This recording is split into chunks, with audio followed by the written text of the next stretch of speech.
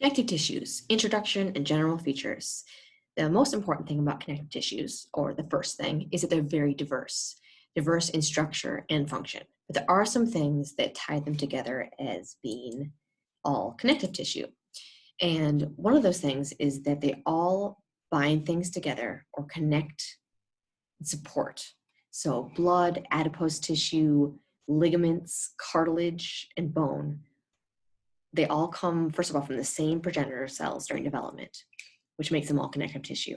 But they also all have the shared function of being supportive, binding, connecting tissue types. One thing about connective tissues is that they all have something called extracellular matrix. This is outside of the cells themselves. So tissues are groups of cells with similar functions. And for connective tissue, these cells also produce a whole bunch of stuff that's outside of the cells.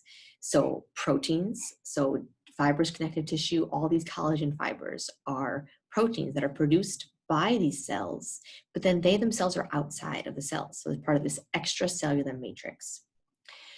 Cartilage has a kind of viscous, firm, strong matrix that's produced by the cells, but this tissue isn't just composed of the cells themselves, it's composed of this extracellular matrix as well. The extracellular matrix is pretty variable in different connective tissue types. All extracellular matrix, though, is composed of ground substance, which is a fluid, and some sort of cell product, which is often proteins like fibers.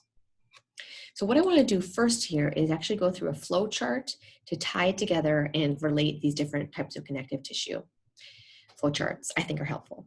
So again, three components of all connective tissues are cells themselves, of course, cell products, so for example, protein fibers, and this fluid, which is called the ground substance. These two together, the second two, make up the extracellular matrix. So let's start with the three kind of broad categories here: connective tissue proper, blood, and supporting connective tissue. Blood, we won't talk about more here. I just want you to know that it is a connective tissue. Supporting connective tissue, this means like physically supporting, right? All connective tissue supports, but this like really supports. So this would be cartilage and bone. And then bone is only one type of tissue. Osseous tissue, it's also called, and cartilage is broken up into three types depending on the structures and functions: hyaline cartilage, elastic cartilage, and fibrocartilage. Then we've got our connective tissue proper. This is kind of what you probably think of when you think of connective tissue. And this is broken down into first loose and dense. So this is based on the density of primarily the extracellular matrix. So dense is going to be more dense in terms of proteins actually made outside of the cell. So elastic, dense irregular, and dense regular are the three types of dense. Dense regular is tendons and ligaments. So that's pretty dense stuff. Elastic's going to be a little stretchier. Dense irregular is going to be kind of a hodgepodge of protein fibers, compared to dense regular is very streamlined. And this is located in the dermis of the skin. Then loose connective, we've got adipose, areolar, and reticular. I'll be talking mostly about these two. Adipose is fat cells.